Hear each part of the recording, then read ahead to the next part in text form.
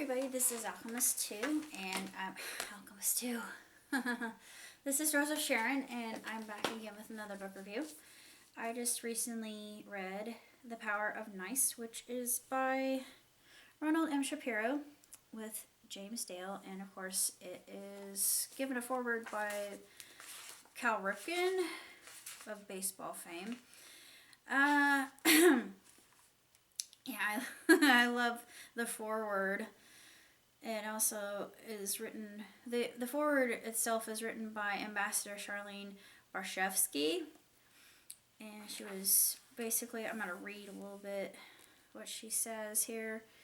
She's been a Shapiro disciple for a very long time. Power of Nice reminds us that negotiations are as much psychology and human interaction and substance and deal points. Understanding the other's needs, concerns, and limitations, watching carefully, listening actively, and being agile enough to act as a problem solver for both sides is easily as critical as preparing your own substantive position and game plan. The goal is to bring home a great deal, a durable deal for your clients or your business, not no deal because you couldn't get along with the other side. It is not making a deal that looks good on paper but will never be implemented because you played gotcha once too often. Parents are often fond of reminding their kids that what goes around comes around. Good advice. Purposeful and nice can and ought to exist or coexist. Ron's very success is a testament to that. The lessons contained in Power of Nice, whether big or small, are invaluable. Take, for example, one of Ron's tactical tips on the pitfalls of restating your position.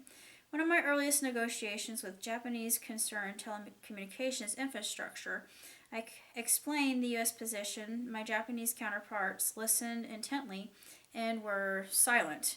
Thinking that they did not fully understand my concerns, I slowly repeated what I had said. They listened carefully, and more time went by, and again silence. I was about to give it a third try. A young staffer passed a note in 4 words. Ambassador Barshevsky stopped talking. Why? Because Ron is right. Almost nothing is ever said precisely the same way twice, let alone 3 times. In fact, The Power of Nice predicted I unintentionally altered my pitch and telegraphed the Japanese negotiators valuable clues as to my real position. The upshot? I never gave the third iteration and waited silently. About 15 minutes of uncharacteristic American quiet, they began to talk. A lot. We got back on track, and I never made the same mistake again. And, of course, it talks about how, Cal Ripken also speaks here. And it just speaks of negotiation and how to deal with difficult negotiators if you're trying to make a deal with them. And I love this part here, the very beginning. It's very practical from the very get-go. It's how you want to achieve a win-win situation with the other party. You both want to walk away happy that you made this settlement or whatever it is. Here's some points from the first chapter onward. Look for points of agreement. Remove ego. Listen.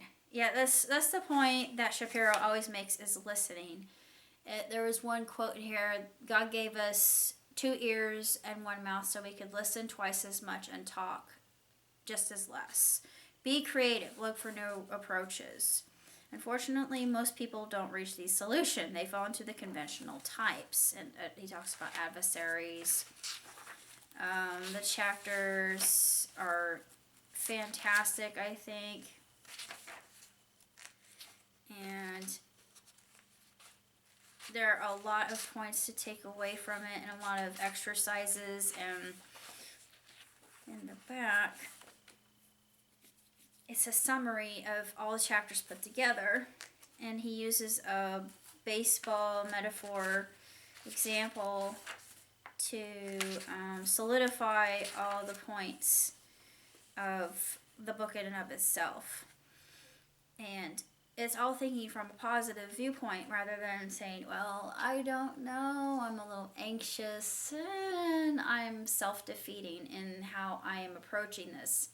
you're already setting yourself up for failure if you do that.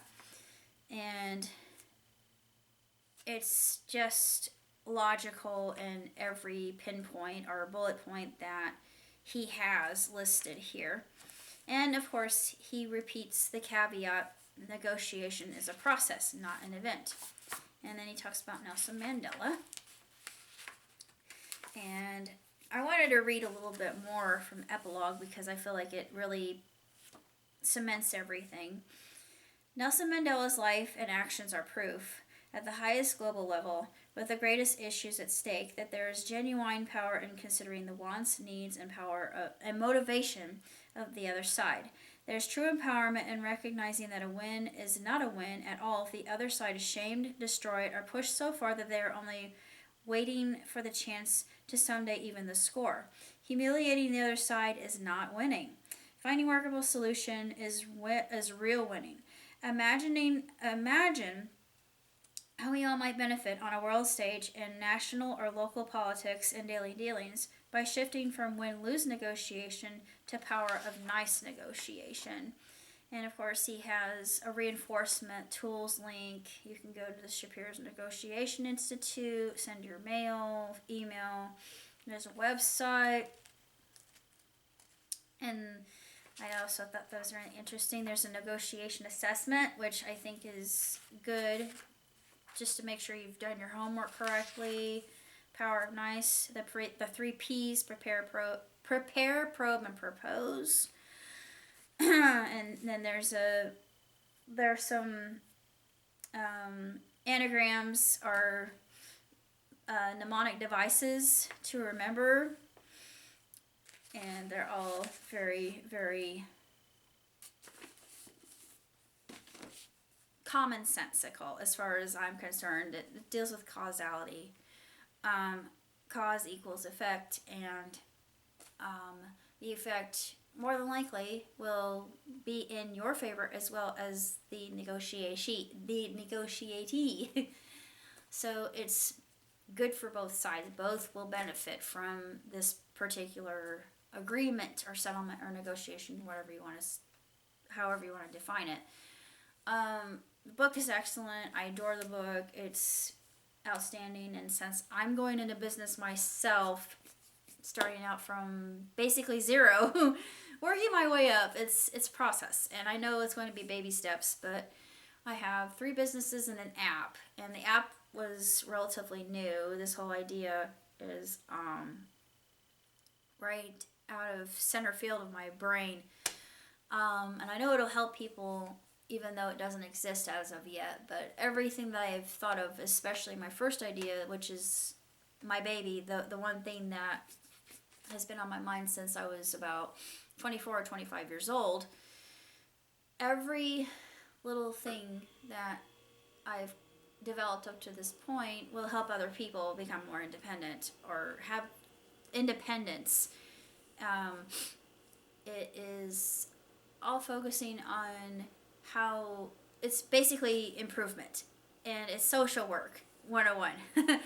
And no matter what, I don't know where this will go. Excuse me. But I know that the end result will be good, and it will give people empowerment. It'll give people purpose. It will give people acceptance, because the highest tier of Maslow's hierarchy is acceptance, and we all desire that. We all strive towards it. We want that more than anything else in the world. We can get food, shelter, and love. And acceptance is actually one that transcends all those. I honestly can't say that much else about the book, other than it was something that out of nowhere just came to me in the blue.